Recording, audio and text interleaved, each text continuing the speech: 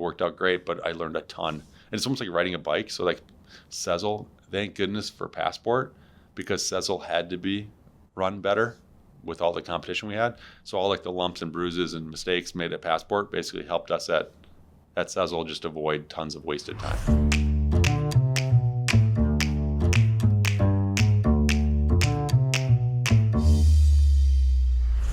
Hey everyone, it's Eric Weirson here with Leverage Storytelling presented by Tunheim. I'm here with Charlie Youakim, my good friend from Sezzle. Charlie, how you doing? Thanks for coming on. Good, how are you doing? I'm really good. Well, listen, before we get into all this, I got to ask you, the Timberwolves, Sezzle, like that was a really great play. I mean, is there any relationship between sort of putting the logo on the jersey and suddenly they're in the playoffs every 2 years in a row? What's the connection there? Well, I think the connection is we saw them in the playoffs last year, and we're like, wow, this team is really good because we're local.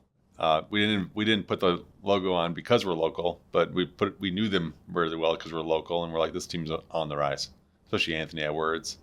And I mean, they made the switch to Julius Randle, and he looks incredible right now. So it's been a good one for us. And I know your co-founder, Paul, used to work for the Timberwolves years ago, so I'm sure that was part of the connection as well, yep, too. He'd been talking to them. And they'd been talking to him. So I don't think it was just it couldn't have been any random team. I think it was the Timberwolves, right? Yeah. That was going to be Timberwolves. Yeah, we were talking to Timberwolves quite a bit. And then the ramp up of the company's success was kind of like timing-wise. It was just, I mean, really, the decision was made probably in a couple weeks period. Like, It was just like Paul brought it up. We knew we were on the rise with how things were going in the company. We wanted to make some more exposure, get some more exposure out there. And it was just like serendipity. Perfect. And it's really interesting, too, because like, I'm sure lots of people are watching these NBA games and they're like, what the heck is Sezzle, right? Do you notice after games there's like a spike in interest or page view visits? Can you make any correlation there? Well, we're doing, just some samples here and there, and like nothing like frequent. So the last time we did it, we didn't see anything, I think in December, but we're doing a retest here, coming up based on that. But let's back up. For everyone that doesn't know, give me I'm sure you have some experience with this. What is Sezzle? Tell everyone who doesn't know what Sezzle is yet, what is Sezzle? Sezzle's a payment option online. It's called buy now, pay later, where you can pay for things in basically like reverse layaway. It's kind of like the best way to explain it. So like I would say if you're buying this sweater for like $100, with Sezzle you could buy it in 4 interest-free payments of $25. And 25% today, 2 weeks, 4 weeks, 6 weeks, all interest-free. And that basically allows the customer to budget for the product. This is a customer that would otherwise use a debit card, and they're primarily a debit card user, and they're like, oh, I'll just budget, I'll wait for that. And with Sezzle, with our payment plans, the customer is like, oh, I'll make the purchase because I've got this product that'll budget for me.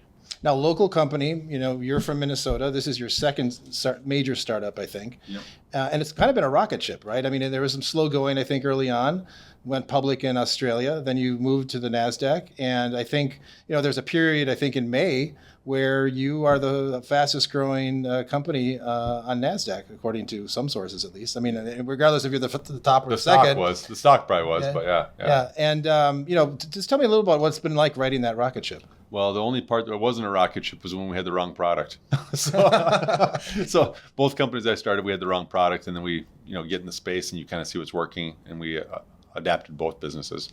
And so now at Sezzle, we started with like a Venmo for checkout as the original idea. That one wasn't really picking up, and we saw buy now, pay later taking off in Australia with a company called Afterpay, was the founder of that in Australia. And we adapted to that model. We pivoted, launched in August 2017. And Eric, from that point forward, it was incredible growth, quite frankly. And I had a prior company to kind of base it off of. And so when I was looking at the growth of our company, I was like, well. Now, you got a parking company, right? Yep. Tell me about that. The prior company was called Passport. We did mobile payment apps for parking. And that's still in use around the country. Yeah, it's still a leader, actually.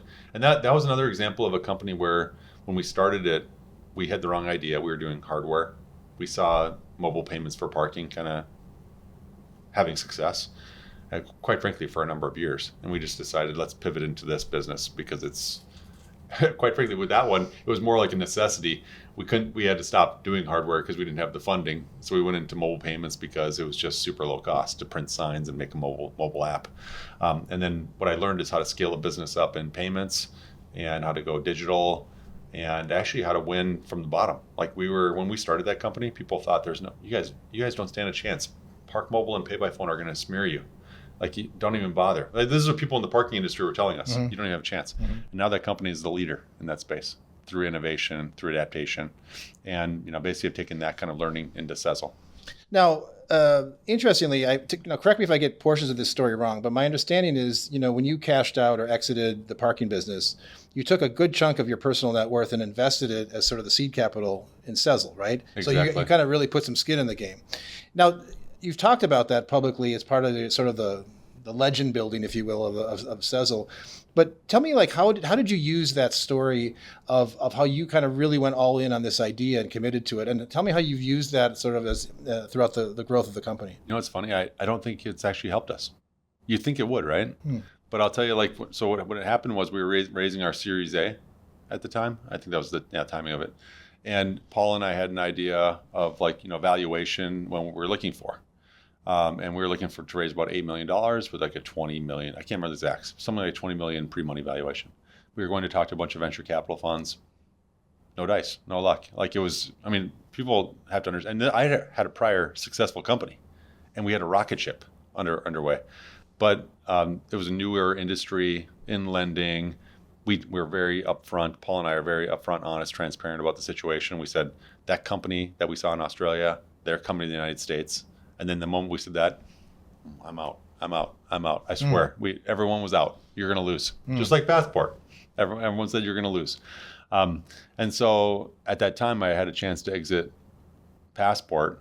And so I went to Paul and I said, Paul, I can do the exact number that we're going out to reach because I'm getting lucky enough with the timing of this. What do you think? He's like, I don't care. He's like, yeah, if we're looking for funding, right? We're looking for funding. If you can do it, do it. And so I was like, I'm in. Right. And so I did it. But what's funny about that is you'd think it would help you with the next funding round. The next funding round would go to Series B. Now the question was, you had to do it. You couldn't get any external funders to do it. And you're thinking, I was thinking to myself, like, are you kidding me? You got a person here that's pushed all their chips in, and that's a problem now? Like, Eric, you couldn't believe it. But anyway, and then it didn't matter. We went public in Australia, and that's kind of how we did our Series B. And we got enough people to understand that this industry and this company is something dynamic, and again, they invested. But it wasn't actually the helper that you would think actually at that for a little bit of time. It was actually a hindrance. You compete, obviously, you mentioned Afterpay. There's a firm, Klarna. There's a number of other companies in this space.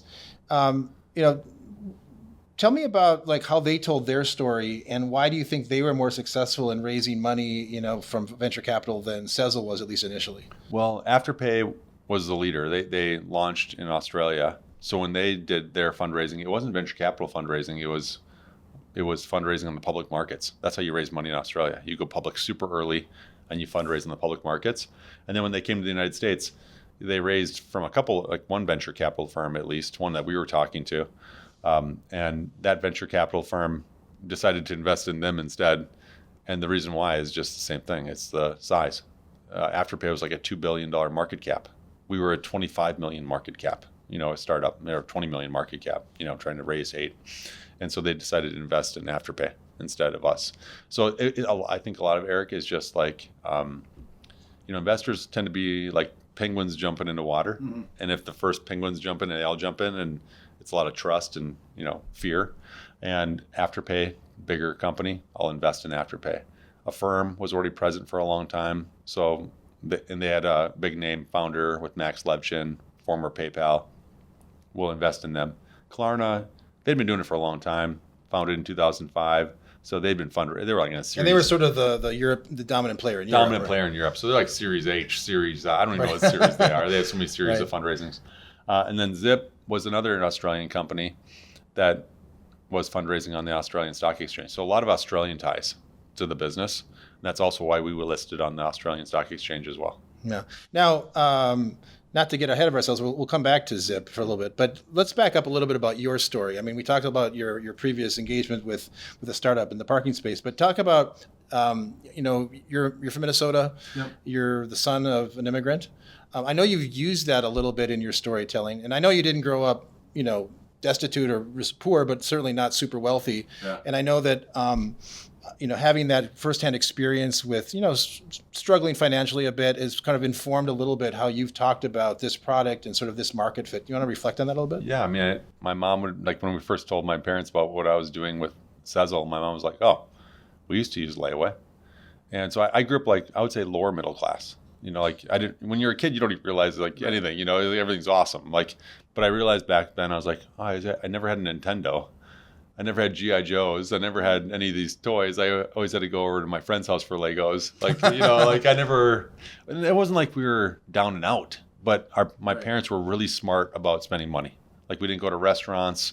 We didn't go out to eat. We were really good. The family was really smart financially for the means that we had, But now I go back to my house that I grew up in. I'm like, wow, this was like a lower middle class neighborhood, and I didn't realize it, but I think I actually think that's a good upbringing for a founder, quite frankly. And it's probably not that uncommon, because I feel like I can connect on a lot of levels with a lot of different people, because I grew up, in a lower middle class family, but I was super happy as a kid. Went to the University of Minnesota, and my dad was an immigrant. My entire dad's family, immigrants from the Middle East. And I always tell people my dad's the American dream. He came here in, I think, 1963, went to the University of Illinois, got his PhD in electrical engineer, met my mom there. Irish, that's why I don't look totally Middle Eastern, because I got a whitewash in the middle of that with Irish. But yeah, basically, grew up in one of 6 kids, 5th of 6th as well. And I always say, that's where I learned about culture, like company culture, because I was the 5th out of 6. And when I was growing up, I was just like, okay, better get good at grades, better get A's, better not cause Probably had problems. a lot of hand-me-downs, right? Yeah, well, I don't even realize that, but probably had some. Got to get A's, got to do chores, don't talk back to mom and dad, and go to the University of Minnesota when it's all said and done. And so it was just like. Did you know you were going to be an entrepreneur from when you were in junior high or high school? Or? No way. I think the only time when did you get the bug? I think when I was on my first job. So I graduated with an engineering degree, mechanical engineering, but I was always like a software tinkerer, working on computers and stuff, building them, and then doing software, playing games. I was a total nerd. And then I went into software development, and at that job, I just started tinkering with building stuff. And one of the examples, at the time, Dropbox was a big product, or actually it wasn't even a product yet. I think I was starting to build my own Dropbox, because I was like, this would be kind of cool if I could drop stuff in a folder on my computer and it just uploads to the internet and I could download it on my other computer.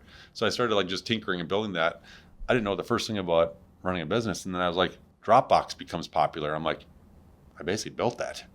I'm like, wow, I built that messing around and it became a huge company. And I thought to myself, wow, that's kind of interesting.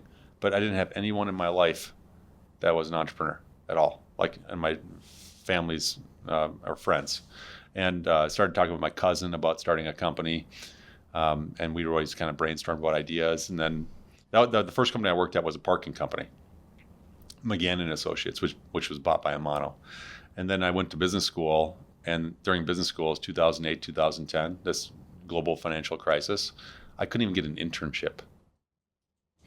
Eric, I had good grades and good scores and, good history. I couldn't even get an internship. And then you couldn't get a job out of that school either. So I started talking to my cousin about, hey, it's hard to get a job. Why don't we just start something? I always wanted to start something. I was tinkering with stuff. We've always talked about this. Let's just do it. And so what we decided to do was launch a parking company. It's kind of funny. I still remember this in business school. One of my friends was like, you should start a taxi company. This is the time Uber was coming about. I'm like, kind of wish I would have started that. That would have been a better move. But started a parking company because of my history in software for parking.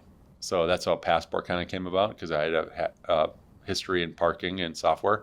So we started Passport, and then that evolved, took some time, took a lot of lumps. One funny story from the history of Passport to give you an idea how hard or dumb you can be about starting companies.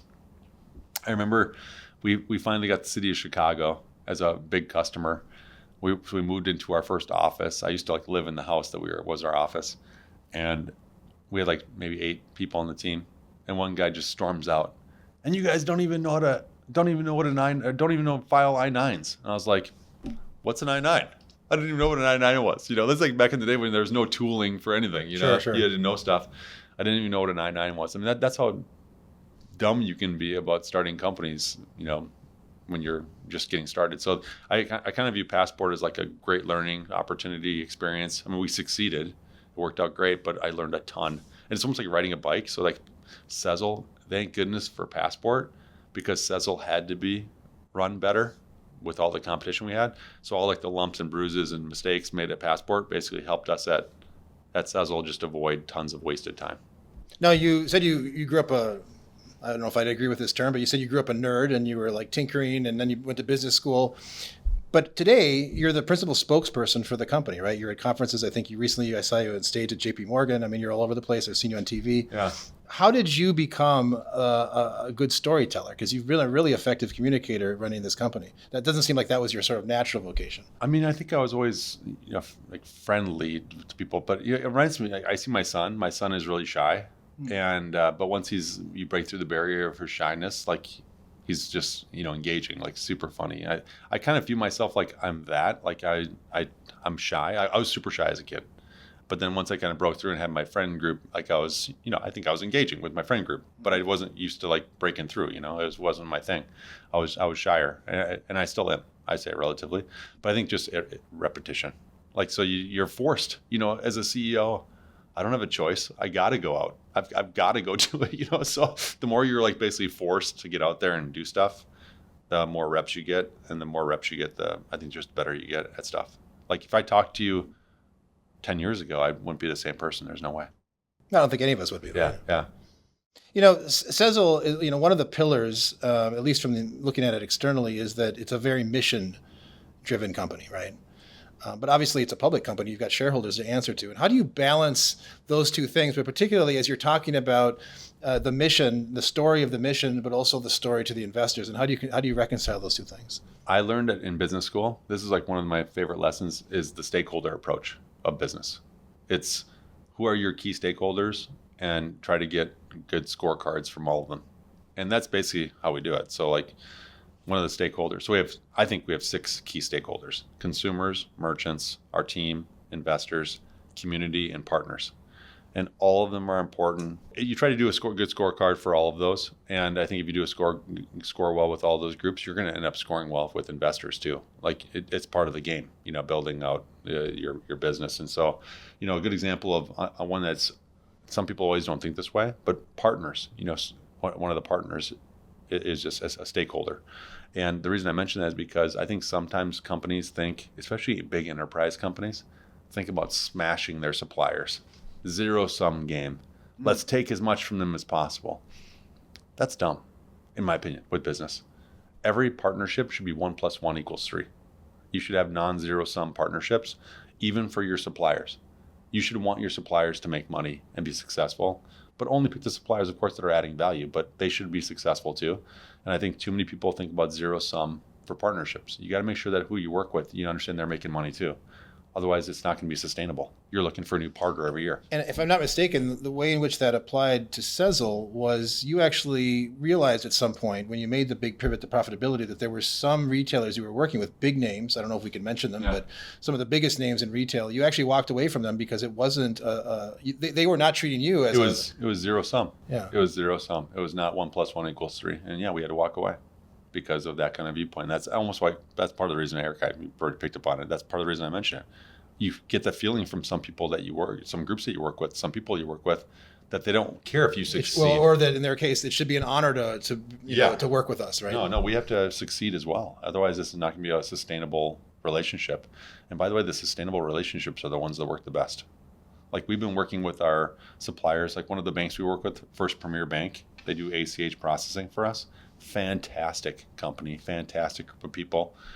I know they're making money, and they're an awesome supplier for us. They've been with us for a long time. Let's talk a little bit about the marketplace. We mentioned, the other competitors, Klarna, Affirm, Afterpay, et cetera. But now, you're still smaller just in terms of, market cap, in terms of, penetration. You're outperforming them financially in many regards, I think, way outperforming them in some cases. Yeah. But how do you sort of differentiate your story now, given that there are these big, 800-pound gorillas in the space? I think it's because we're so hyper-focused.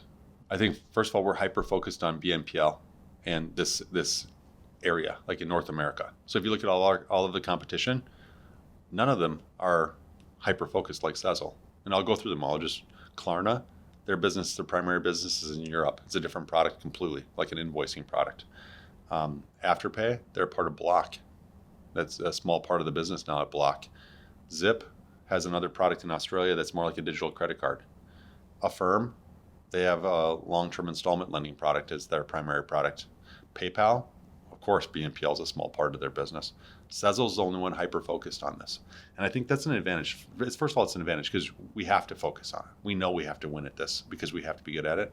But we also have an innovative kind of team spirit in the company and innovative attitude. And we're always looking to add to the ecosystem. And where we're differentiating is on the consumer side. No doubt about it. Like, we are adding so much to the consumer side that I think it's hard for the other competitors to keep up because it's not 100% focus for them like it is for us, but also we have an innovative attitude. So, for example, on the consumer side, we have Sezzle Up. We're the only group that reports on credit for consumers. It's free and optional for consumers, which helps them build their credit scores up. No one else has it. Sezzle Premium and Anywhere, 2 subscription products that people can sign up for where they can use our product in more places. Very few of the competitors have that option at all. And now we have an on-demand product where you can just pay as you go. The only other competitor that really does a good job with that, in my opinion, is Zip. So we have like this fully built up product suite that's just focused on BNPL that no one else has. And we're already leaping ahead. Now we're adding a bunch of shopping features like automatic couponing, discounting, browser extension to help people find deals, trying to help this consumer every day of their lives. My goal is in 5 years, I want like middle America. Everyone in middle America sees Sezzle as like an app I've got to have on my phone. I've got to have this app because it saves me money. It's like the weather app? Exactly. It's like the weather app. You got to have it. You use it every day. So that's the goal. We're not there yet. We're working our way towards that. And I think, I learned this at Passport. We started at the bottom and we became the leader. It took less time. Basically Drake for finance. I hope so. Let me ask you a question. So Sezzle is a Minnesota company through and through. The 2 founders are both Minnesotans, born in Minnesota. The company's headquartered in Minnesota. Obviously, you've got people over the world at this point. But talk a little bit about the challenges and advantages of starting up in places other than Silicon Valley or New York City or somewhere on the East Coast in the Szle corridor. So often, I'm approached by people that say, I'm really, people that have companies they're starting, somewhere in the Midwest or somewhere in the Rockies or Appalachia, wherever it is, they're not on the coast. And they say, it's so frustrating because these companies that start in New York City, suddenly they have much more than a business plan and they're on CNBC or Bloomberg. The same thing goes for people in the Valley. Talk a little bit about the advantages and some of the challenges you've encountered being a sort of a tech company in the Midwest. Yeah, it's funny you mentioned that because I was just at an awards dinner, University of Minnesota. I got Entrepreneur of the Year there, which feels awesome. But so I was doing my presentation to them, and I wanted there's a lot of students in the audience, and I wanted them to hear this exact topic that you were talking about, because I told them, I said, well, you're going to hear this a lot as you build your company up. How can you build your company in Minnesota? Can you succeed? Can you succeed building your company in Minnesota? I mean, Eric, I can't even believe sometimes when I hear people talk. Like, I'm always like, in my mind, I'm like, oh yeah, there's just dumb people here in Minnesota. I mean, come on. Like, it's all it takes to build a great company is a bunch of really hardworking, smart people to come together and build some really incredible stuff.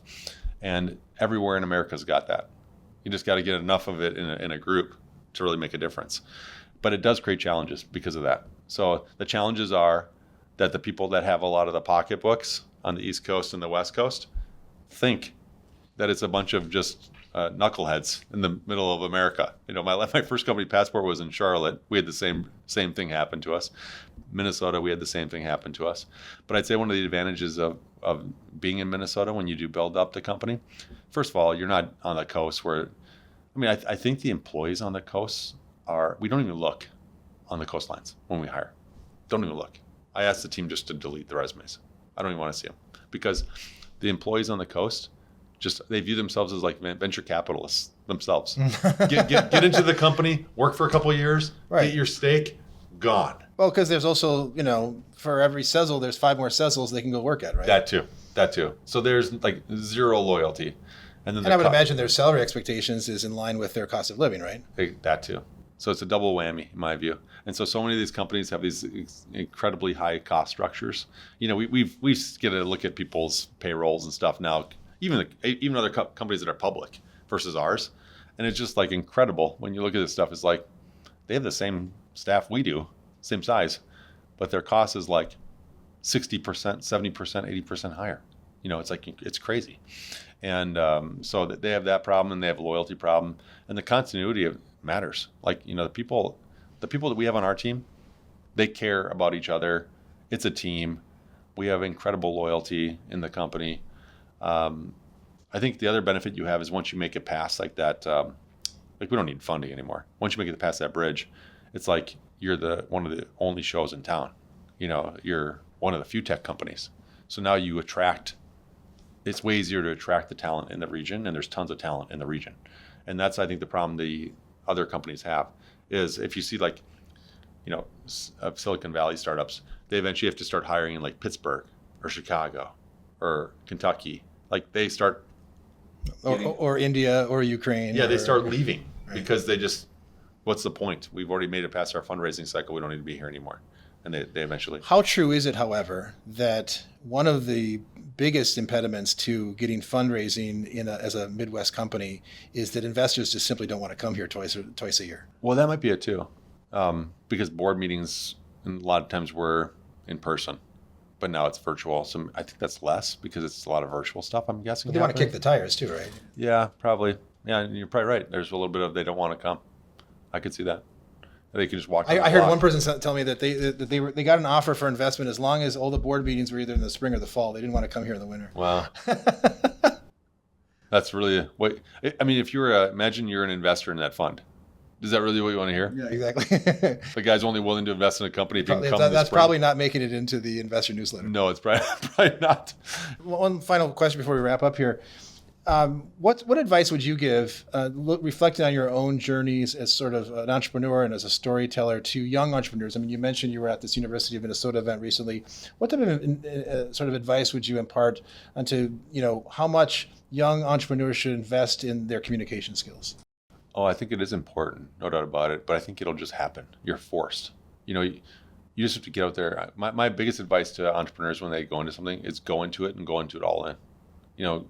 Building a company is like climbing a mountain. You're not going to half that. You got to go all in. Like you got to be all in. When you're all in, you go in, you're doing pitches to fundraise. You're going to get practice because you're going to get turned down 200 times. So you're going to get tons of practice. A lot of reps. Yeah, you're going to get a lot of reps. Make sure you get out there and get the reps because you keep on getting the reps. You're going to get the practice. You're going to get good at it. And that's the only way to get good at presenting, at talking, at explaining, at storytelling is reps. Are there any other CEOs, whether they're competitors or just broadly in other spaces, that you really admire in terms of them as communicators? Oh, a lot of my competitors in the buy now pay later space. I mean, this is like the A squad. Like they're good. Like, Larry Diamond, he's moved on from Zip now. But I mean, that guy, he's got the gift of gab. He's got the gift of storytelling. Or is it just his Australian accent? Well, that too. He's got that too. But he's a superstar. There's something intoxicating about Australians, right? When you listen to them, yeah, you feel like you're talking to Crocodile Dundee, right? Totally. He's a superstar at it. The guys at Afterpay were excellent at storytelling, and Sebastian at Klarna, he's a great storyteller. And great talker. Like these guys, they're good. It's the NBA. Like we're in the top league here in business. It's a really good crew. Right. So if they're the Anthony Edwards, who are you on the storytelling squad? Well, I'd love to be Anthony Edwards. Maybe I'm Julius Randle. Oh, nice. I'll take Julius. All right, Charlie, thanks for being on the show. Appreciate it. Really appreciate it. This is Leverage Storytelling presented by Tunheim. I'm Eric Weirson. We'll see you next time.